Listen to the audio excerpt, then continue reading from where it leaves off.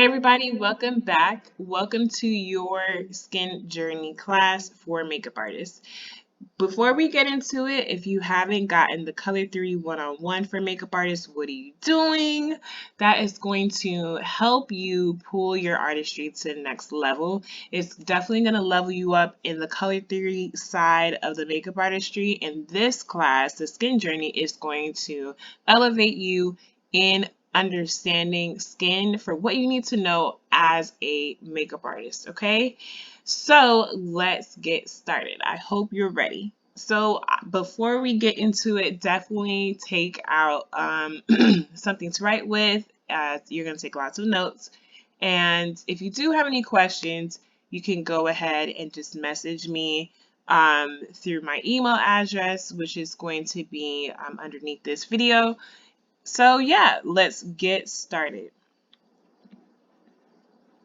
So I'm so glad you're here as always.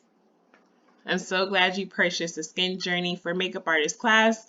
This one here is going to be really hits home because it is what I am. I'm an esthetician. I'm all about skin, and skin has a deep place in my heart when it comes to my career. So I'm so glad that you are taking this class. Okay, so you will learn why knowing about the basics of skin is important in makeup artistry, because we don't want to overlook skin anymore. We want to make sure that we are incorporating skin into our makeup artistry the proper way. So the second thing you're going to learn is how client consultations can help customize the makeup application per client. So every client is not going to use the same round of skincare products. So there's a reason why there are different products on the market and also who it belongs to, okay? So the third thing is how to successfully buy skincare the way that I buy skincare whenever I do decide to buy new skincare, okay?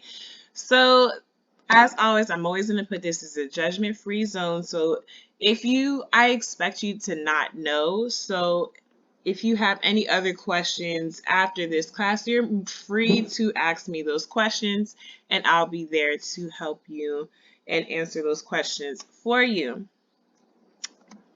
Okay, so disclaimer. So all information given is by a licensed esthetician. So I'm a licensed esthetician.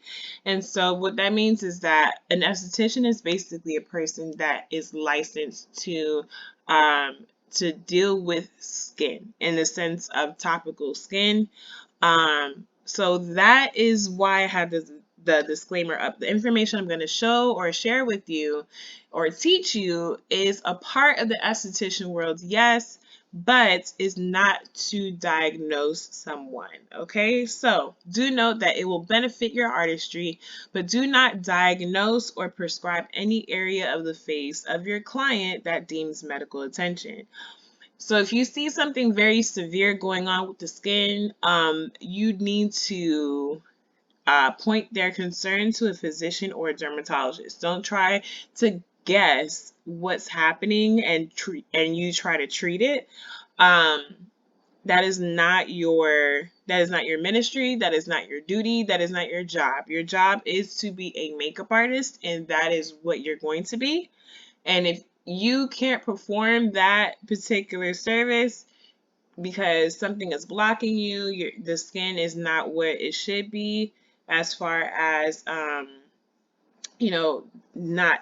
as far as it's not being as severe, you need to stop what you're doing and point them to the right direction as for who they should be contacting, okay? All right, so that is the disclaimer. So I want to make sure that, after taking this class, it doesn't make you an esthetician, okay? So let me make that very clear.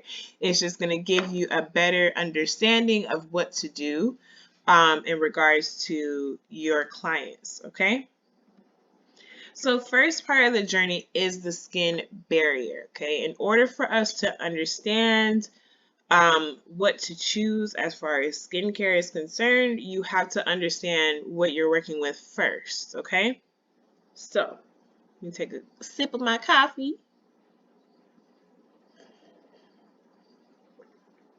Okay, so first part of the journey is the skin barrier. What is a skin barrier?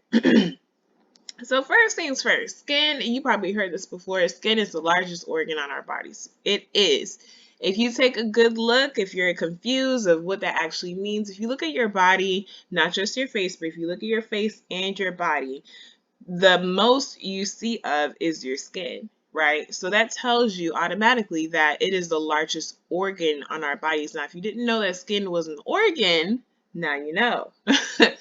So you want to think of the skin barrier like a brick wall. So if you think of a brick wall, think of a gate or a brick wall, and let's say you have a gate or a wall blocking the street and your house, right? So the purpose of that particular brick wall or the gate is to prevent from any intruders from coming inside your house, okay?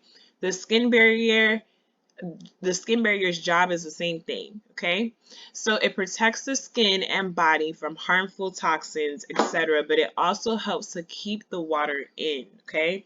So besides skin being our largest organ on our bodies, it also holds a high percentage of water that is inside of our body, okay?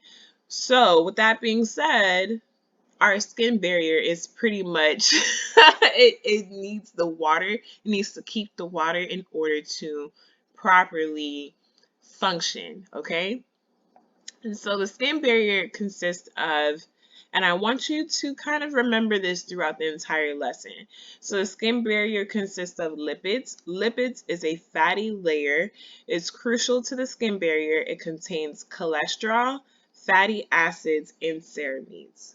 Okay, we're not going to dive too deep into this because I don't want to lose you, but I am giving you the surface level of what the skin barrier consists of. Okay.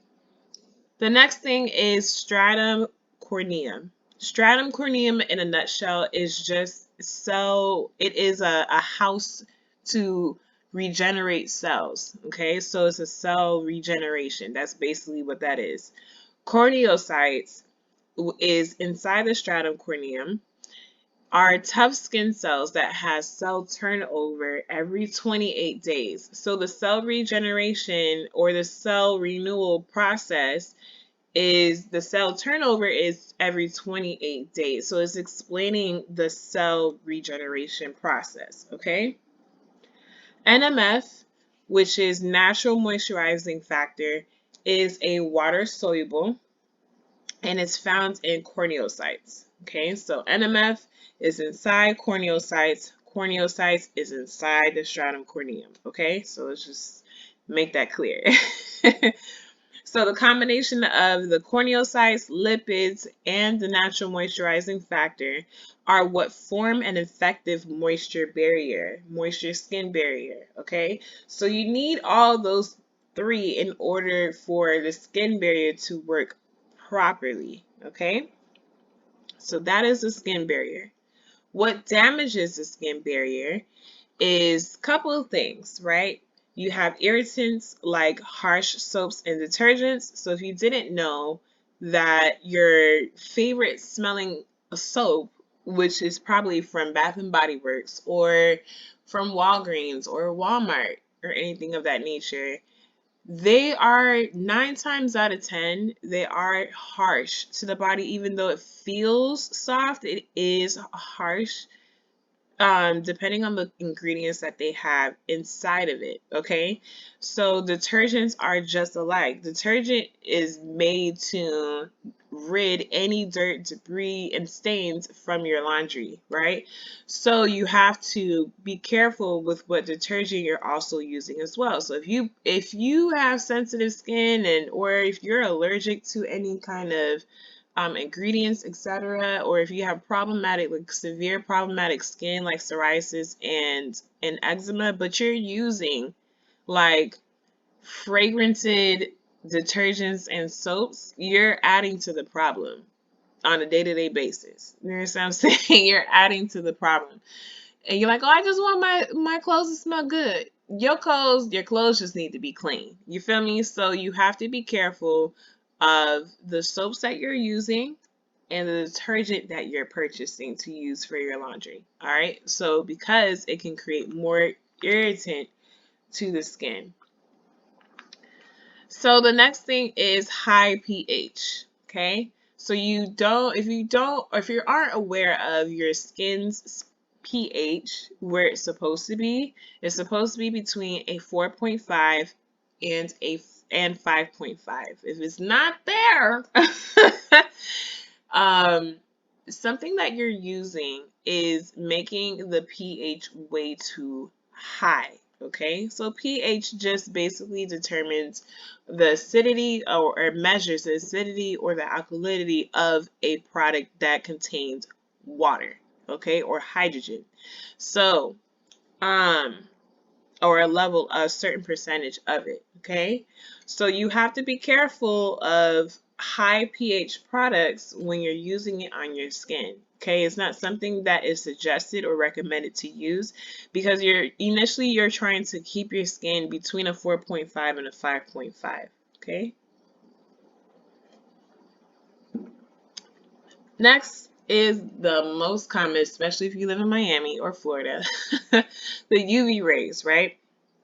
UV rays, the moment you step outside, it doesn't even have to have sun out there. The moment you step outside, your skin has to be protected. Okay?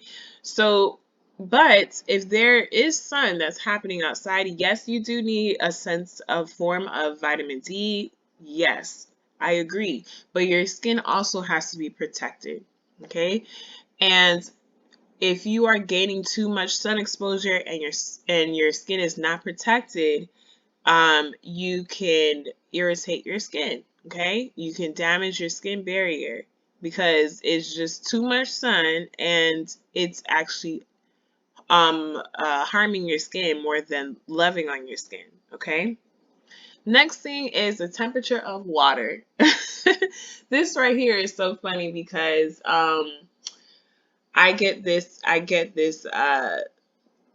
basically comment all the time when I mention about the temperature of someone's shower, okay?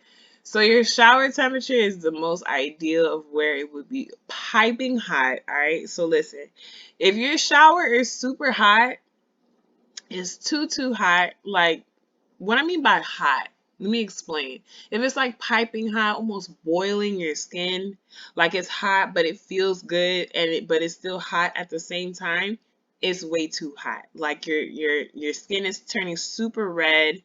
It's almost soft to the touch. That doesn't mean that you have soft skin. That means that you're boiling the skin. You're boiling the skin. It's way too hot, okay? You can cook skin. Let me make that clear. You can cook skin. It's very possible, okay, to cook skin, all right? So be very mindful of your shower water temperatures, okay? Active ingredients like retinol. Active ingredients are basically ingredients to help speed up the process of your skin cells, your skin cell renewal. Okay, it helps to target any concerns that you have in the skin, but in more active type of way, fast active type of way. So you have to be careful when you're using these active ingredients, okay? Do you really need them? No, not necessarily, but you want to be careful if you decide to use an active ingredient. And so for example, an active ingredient is retinol, the ingredient retinol, okay? Environmental factors. So environmental factors can be, as an example, let's say if you have eczema or psoriasis skin and it's super cold outside, right? It can cause an eczema flare-up, okay? So because when it's cold outside, the air is too dry and it's too cold, which causes the skin to dry. So anytime if the skin is super dry, it can cause a flare up, okay? Especially if you're not using the proper moisturizer to to make sure that you're preventing the dryness from really showing up quickly throughout the day, okay? Also, the heat can cause flare-ups as well. So you do have to be careful with the environmental factors if you have severe skin issues, okay? Over exfoliating or overwashing. Over exfoliating or overwashing. So exfoliation, if you don't know what exfoliation is basically um, particles that are used on the face to help rid the dirt and to make the skin like new. So it helps with the skin renewal process. It helps to take off the dead skin that lies on top of new skin. So it helps to reveal the new skin from the cell regeneration process, right? So, but here's the thing. When you over exfoliate the skin, it will feel and look raw, super irritated, and almost clammy to the touch. Okay, so although it looks cute to exfoliate all the time, we see it on social media, etc. But exfoliating is supposed to do one job, right? How often you should exfoliate? You should at least exfoliate once a week. Okay, if you do it every day throughout the week, you are making your skin raw, okay? You are making your skin raw. So you want to avoid over exfoliating. Once a week should be fine. Let your cells and your skin get back to normal as far as you have new skin. It's like a newborn, right? It's a newborn, new skin. That's basically what it is, right? So you have to allow it to get back to, get used to being around the environment that you're in, etc. And then you exfoliate again the following week.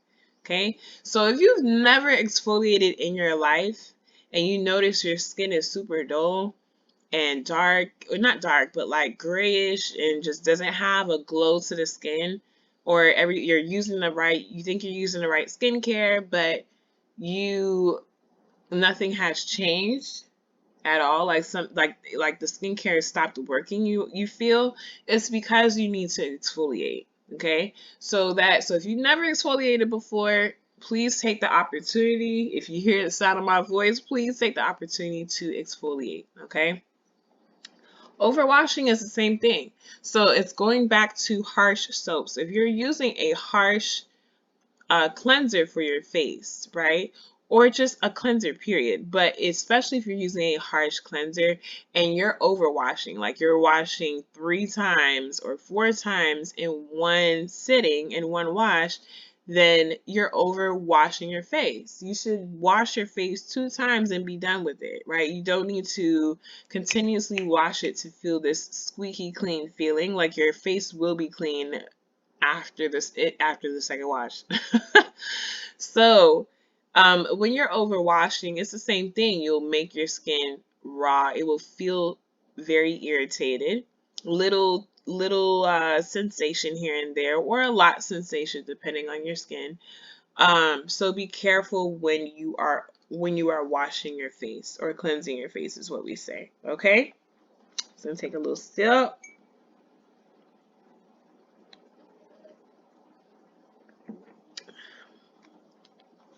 All right, moving right along. What improves the skin barrier? So, before we get into improving the skin barrier, you want to make sure that you are simplifying the skin prep routine to ensure you're not weakening the skin barrier's functionality. Okay? So, what that means is that what you're using for skin prep, right? You want to make sure it's simplified. You're using what you actually need, not want, but what you need for your client's skin to tackle what it's currently going through, right? What's the current thing that you can tackle while they're sitting in your chair, okay? But another thing is if you are using too many of the same products or the same types of products, you're basically weakening the skin barrier's functionality. Like you're slowing down what it's supposed to be doing at the pace that it's supposed to be. So you want to make sure that if you already got a hydration whatever, you're using that and using that only.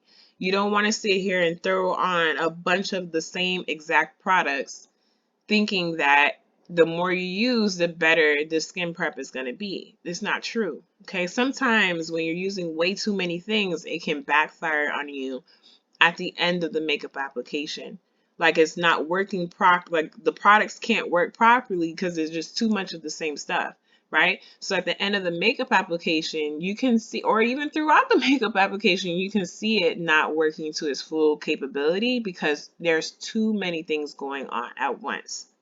So with that being said, let's go through the categories of where your skin prep products or your skincare products can fall in for skin prep. Okay. So the first one is hydration. So let me make sure that you're not confused between the word hydration and moisturizer. Okay. Those words tend to get misconstrued as far as they tend to blend into one another. Hydration and moisturizer are not the same words, okay? They mean two different things, okay? Hydration, think of hydration as you taking a sip of water to hydrate your body, right? To hydrate your skin, to hydrate your body, to hydrate your brain, hydrate wherever the water needs to go. That's it. That's all it's meant to do. It's meant to hydrate the body. That's it. There's nothing else to it. All right. So hydration is to hydrate. When you are hydrating the body, you're also balancing the skin's pH. Okay. Whether you're drinking the water or you're putting hydration on your skin, it is going to balance the skin's pH. Okay. Hydration can be forms of a hydrating mist, etc., right? Hyaluronic acid, etc. So the next category is your serum. Your serum can be an oil or water-based serum. Um, and the serum is not a moisturizer. Okay? Let me make sure we're clear on that. Serum is not a moisturizer. It is there to replenish and repair the skin. Okay, for whatever the skin concern is, it's there to replenish and repair. The reason why the serum is not a moisturizer, because a serum is meant to absorb, it's a fast drying oil and it's meant to just absorb into the skin and dry down and do its job. Okay, that's all a serum is supposed to do. So a little bit does go a long way when it comes to serums. Doesn't matter what kind of serum, they all react the same, pretty much the same thing, the same way. Okay, but do not confuse the serum as a moisturizer. Moisturizer does one job. Okay. So the next category is moisturizer. A moisturizer can also, I forgot to put this, but the moisturizer can also be an oil or a water-based, or it can have a combination of the two. Same thing as a serum, it can have a combination of the two. So moisturizer is there to seal moisture or to seal hydration, same thing. It helps to keep water in and fill the lipids in the skin to help seal. Lipids, again, are your fatty acids that is a part of the skin barrier. Okay. So in your moisturizer, there are certain ingredients that are considered a fatty acid. Okay. So this actually does help because if you are missing some fatty acids that, that is not all in the skin barrier, then you're replenishing with the moisturizer. Okay. So the moisturizer, again, is to just seal the moisture. So the moisture or the hydration that you've gotten from the hydrating mist is there. And so now you're putting on the moisturizer to help seal it. You cannot put moisturizer on dry skin because the purpose of the moisturizer is to fill and to seal the hydration. But if there's no hydration, if there isn't any water that you just put on the skin, any hydration you just put on the skin, it's not going to do the job properly. You cannot put moisturizer on dry skin. It does not work like that, okay? So moisturizers work on damp hydrated skin. You make that clear. Moisturizers work on damp, hydrated skin. Okay? The next category is sunscreen. Of course, if they're coming to you for makeup, 9 times out of 10, they are going to go out. They came outside to come to you. So basically, they're going to go back outside and do what they got to do, right? So if they're going outside, which they are because that's your client, they need a protection, right, for the skin. They need to protect the skin some way, somehow. And to do that is sunscreen. Now, the sunscreen that you need to use is at least 30 SPF, okay? 30 SPF, okay? So the products that you choose will fall into those categories. The reason why they fall into these categories because these categories help to protect the skin barrier, helps to replenish what the skin barrier is missing at that particular time that they're with you, okay? So if you remember what consisted of the skin barrier, that should be the missing puzzle pieces when you are choosing skincare products to support these 4 categories. Okay, let me make that clear. The reason why you had to know about the skin barrier and what it consists of is so that you understand how to choose your skincare products. Okay. Having a proper understanding of the skin barrier and what it needs to function leads into a successful client consultation. Your client consultations, which are simple skin analysis, sets the tone of the makeup application moving forward. So it also helps to avoid any hiccups along the way. Okay, so probably before you were like, okay, I love this product, I love this product, I love this product, but I don't know why I'm using it, but I know it feels good. So we're done thinking like that, okay? After this class, you're going to be done thinking that way. I want you to take on the information and apply it to every client because the more that you understand it and the more that you apply it to every client, I kid you not, the skin will start making sense to you.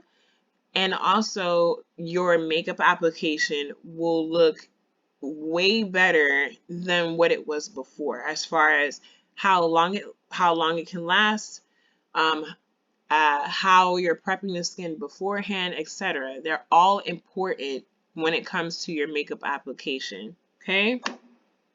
Simple skin analysis. Let me take a sip. Simple skin analysis. Prior to foundation application, you want to analyze the skin for any contraindications, skin types, and skin conditions. What is a contraindication? It's a condition that requires, condition that requires avoiding products and procedures to prevent any issues. Okay, we're going to talk about that in a second. But before that, we're going to talk about client consultative questions. Okay, so these are questions that you would typically ask prior to putting anything on their face as far as anything, any skincare products. This is before you start taking any product out. You won't know what to take out until you ask the proper consultative questions, okay? Why is that? Because you don't know what skin you're dealing with. You don't know if they're sensitive. You don't know if they're even allergic. So you cannot put products on without asking proper questions, okay? So here are some questions that you can ask. I'm going to go through them. Are you currently experiencing any skin issues? Do you happen to know your skin type? Sometimes people think they know their skin type, but they really don't. Okay? So if they're like, they are wavering between their answers, you can also ask, what does your face typically feel like in the morning, afternoon, and night? Depending on the answer that they give you, will give you the answer of their skin type and their skin condition. Okay? And in a nutshell, that's called skin classification, which we'll get to in a second. Are you allergic to any skincare ingredients? Are you sensitive to any skincare ingredients? You can be allergic to an ingredient, or you can be sensitive to an ingredient. Just because you're sensitive doesn't make you allergic. Okay, they're not the same. They're not typically the same thing. But you can create a sensitivity to the skincare ingredients. Okay. So, have you worn makeup before? Is your event indoors or outdoors? Are you using any prescribed skincare like retinol? Okay. Why should you ask about that last question? Because if they are using a prescribed skincare, 9 times out of 10, in that prescribed skincare has active ingredients. Okay. So when paired with another active ingredient, it can cause more skin irritation. So you do have to be careful, and make sure you're asking that question. Okay, please make sure you're asking, hey, are you using any prescribed skincare? Okay. Common contraindications. So to the left, I'm going to read one, and then I'm going to switch over to the right side, what to avoid. Okay. Contraindications, the first one is allergies. What to avoid? You want to just avoid the allergy. So if they tell you what the allergy is, you're going to double check your products just to make sure it doesn't have that particular ingredient. Okay? That is how you avoid allergies. Very simple. Okay? Very, very simple. If the allergic ingredient is in the product, they are going to flare. They are going to flare and create some kind of irritation. Okay, so immediate irritation sometimes. So you want to make sure that you are asking, especially asking if they're allergic. The next thing is exfoliating drugs, okay, like retin-A and tretinoin. Okay, you want to avoid exfoliating products. Okay, and this is going back to if they're using a prescribed active ingredient. So retin-A is actually an active ingredient as well. Um, and in this case, it's an exfoliating drug. So you want to make sure that you're not using an extra exfoliating product. You want to be gentle to the skin as much as possible. Okay? Even if the exfoliation or exfoliating product is gentle, don't use it. Okay? Sensitive red skin rosacea. Okay, you want to avoid exfoliating, stimulating massage. So if you don't know about rosacea, rosacea is basically redness in different areas on the face. Okay, the most common area for rosacea is on the cheeks. It looks like a blush, but it also looks like raised red texture skin. So if you notice rosacea, that is not your moment to massage the hell out of that person's face, okay? Because what can happen is it causes more redness in those areas that already has rosacea, but it can also cause redness all over the face, okay? So you don't want to further irritate the skin. You want to put those products on, put it in the skin, and be done with it, okay? Open sores and cold sores. If you don't know what cold sores are, they're herpes. Okay, it's just another word for saying herpes. Another term for saying herpes, and they're typically found around the mouth area, nose, and sometimes the eyes. Okay, if you see any open sores or even cold sores, you should not be applying any product to the skin. Any brushes, tools, anything of that nature to the skin. Why? Because those are highly contagious. And if you didn't have a cold sore before and you're using it, you don't clean and disinfect your kit, if you don't clean and disinfect your kit entirely, 9 times out of 10, the next client will get it. Okay? So please keep in mind that if you see, this is why it's best to analyze the skin.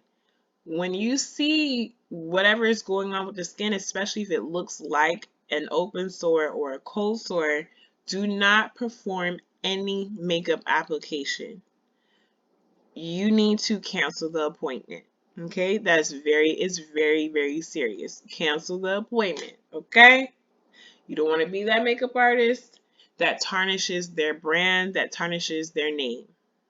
Cancel the appointment. You don't need their money. Okay?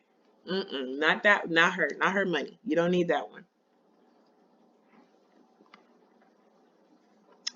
Next.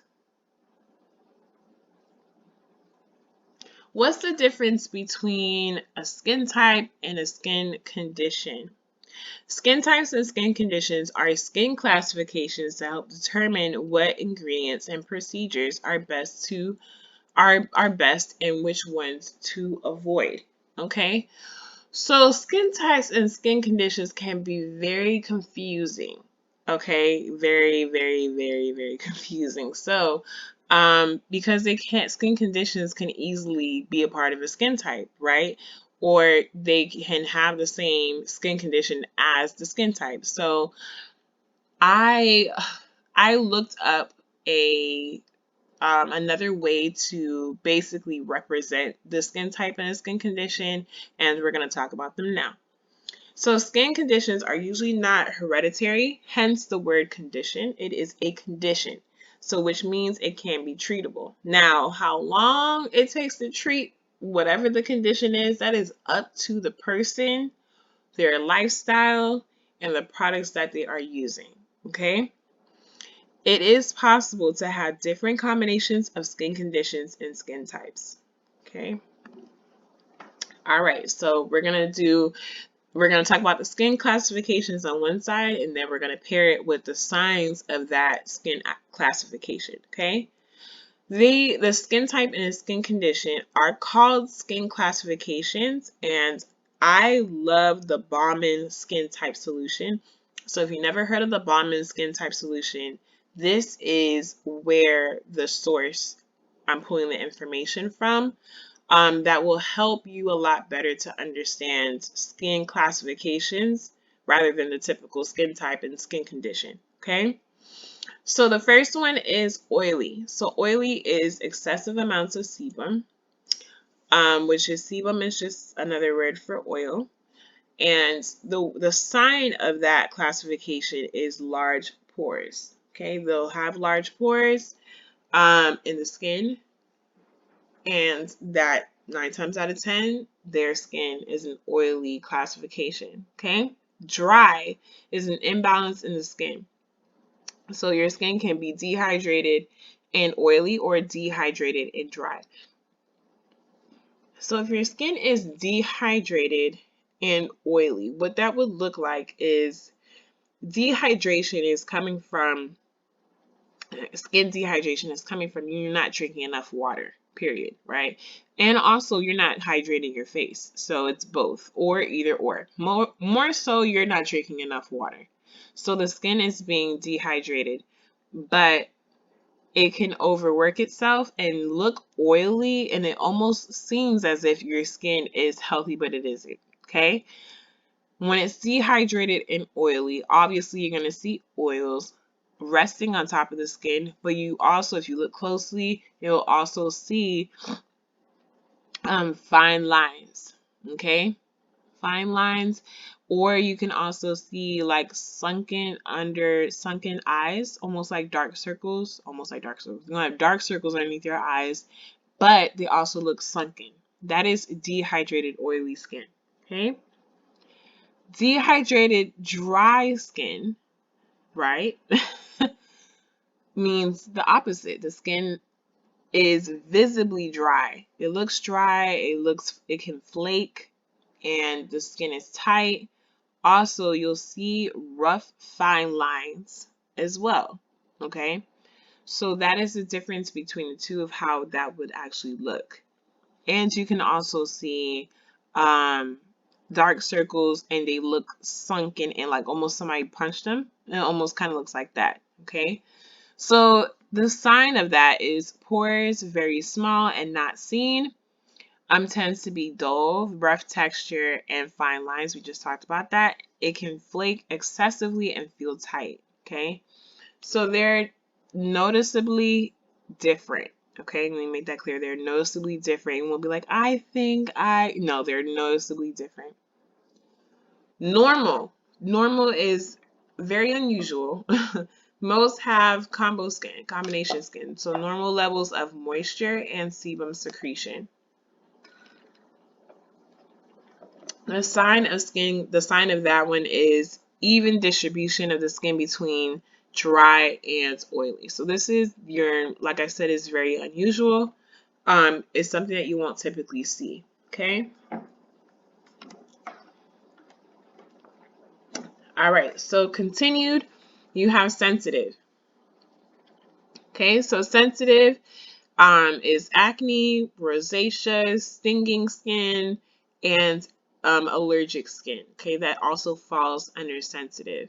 Okay, so the sign of that is increased sebum production, clogged pores, bacterial infection, and inflammation. So do you have to have all of that at once? No, you can have different ones happening at different times. Sometimes it doesn't happen all at once. It just depends on what type of condition you're experiencing at the moment. Okay.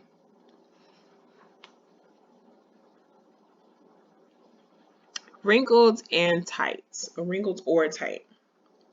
So natural intrinsic aging is inevitable. So what that means is that as you get older, your skin naturally ages. That's fine. That's normal. As you know, we don't look like I'm 32, but I don't look like I'm 5, right? So my skin is naturally aging, okay? But extrinsic aging is preventable. So extrinsic aging is what is, the sign of blah, blah. The sign is explaining extrinsic aging. So it's by smoking, poor nutrition, excessive alcohol consumption, and sun exposure. So I live in Miami, and there's a lot of extrinsic aging happening out here, okay? So what that would look like on the skin, if you haven't seen that before, if you've ever looked at leather, it looks like leathery skin, like skin that looks like leather. It's very tight, and it doesn't feel like what skin should feel like. It feels a completely different texture. So it feels leathery, right? And when you're working with wrinkled, extrinsic, tight skin, okay, it will almost seem as if like whatever skincare product you decide to use, it ain't gonna work, okay? Because they're going to need more work and I feel like they need more work than any other particular classification, because the more they put themselves through smoking, through poor eating habits, excessive alcohol, and they in the sun, they're going to continue to experience this particular type of skin. They look older than their age, way older than their age. You ever seen somebody that's like 30, but they look like they're 50, but not in a cute way? That is extrinsic aging, okay? So the next one is pigmented or non-pigmented. So melanocytes is how we get our pigment. Melanocytes is basically melanin that's found in the skin, that's found in the hair, the eyes, etc. Wherever you see color on the body, that has a level of melanin in it, okay? So generally darker skin have more melanin than lighter skin, okay? That don't mean that black people have more melanin than white people. That's not what it's saying. If you have a darker skin complexion, you have more melanin. If you have a lighter skin complexion, you have less melanin in the skin. Period. There's no like right or wrong way about that. It is what it is. So it's the skin's way of defending itself to the UV exposure. So if you are outside and your skin is not protected, the way what the skin would do is run away from the sun, right? So the melanin in the skin will run away from the sun, which causes hyperpigmentation. So if you ever seen like sunspots, um, in areas, like certain areas are dark and other areas are light, that means that you're experiencing sun exposure without protecting your skin properly. So you need to make sure you're using sunscreen to prevent that from happening. So if you're using sunscreen, you shouldn't be seeing um, sunspots on your face, right? You should be seeing a bit more even skin. So if you are experiencing sunspots, you need to start using sunscreen, okay? Not because you're experiencing sunspots, I take that back. But you should be using sunscreen. But if you haven't been using sunscreen, you're noticing these spots, you better start using it, okay?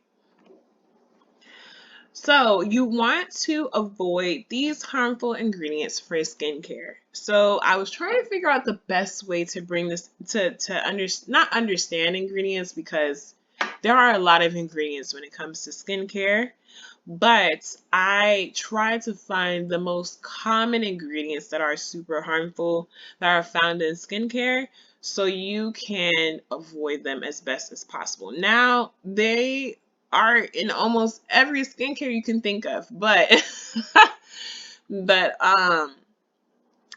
it's best to try to avoid them as much as possible, okay? Yeah, that's the best answer I can give you. So all of the ingredients that I have listed can bring irritation to the skin, or it can have long-term issues the moment you're using them day in and day out. So if it's something that you're using, especially at home, and you're having these ingredients, it can basically do short-term or long-term damage to the skin. Okay, so let's go through the list. I might butcher some of these ingredients, but that's okay. You can read it right there and there. So the first one is parabens. You also have ethanolamine compounds, MEA, DEA, and TEA, synthetic fragrance or perfume. Of course, we already know about that. That's a big one. Chemical UV filters. So that is also found in most sunscreen. So you got to be careful the type of sunscreen that you're using, because a lot of sunscreens on the market are very damaging to the skin. Ironically. So polyethylene glycols, or PEGs, paraffins, and petrolatum. Petrolatum is petroleum jelly. Okay, so if you're old school, or if your parents told you to use petroleum jelly as a moisturizer for the face, it don't work like that. Okay. Do not use petroleum jelly as a moisturizer to the face. Petroleum jelly only does one job. Um, it's to block whatever is not supposed to be on the skin, period, right? But it is not a moisturizer, all right? I don't want you thinking like, oh, all I need in my life is petroleum jelly. No. No, no, no, no, no. Baby, listen. If you put petroleum jelly on any skin, it's not gonna moisturize the skin. It's just holding the skin in place. Put it that way, okay? It's not absorbing into the body. It's just resting on top of the skin to prevent anything from landing on top of the skin or penetrating into the skin. That is not a moisturizer, okay? So if you've been using petroleum jelly, stop. So moving on, formaldehyde and formaldehyde releasing preservatives, and benzalkonium chloride, butylated buty butylated hydroxanol hexaionosol BHA, and butylated hydroxytoluene BHT, methyl lysothiazolinone, and methyl chloral isothiazolinone. Wow. Tongue twister. Last one is ethylene diamine etatricetic acid, EDTA. EDTA is really common in moisturizers and also baby products, okay?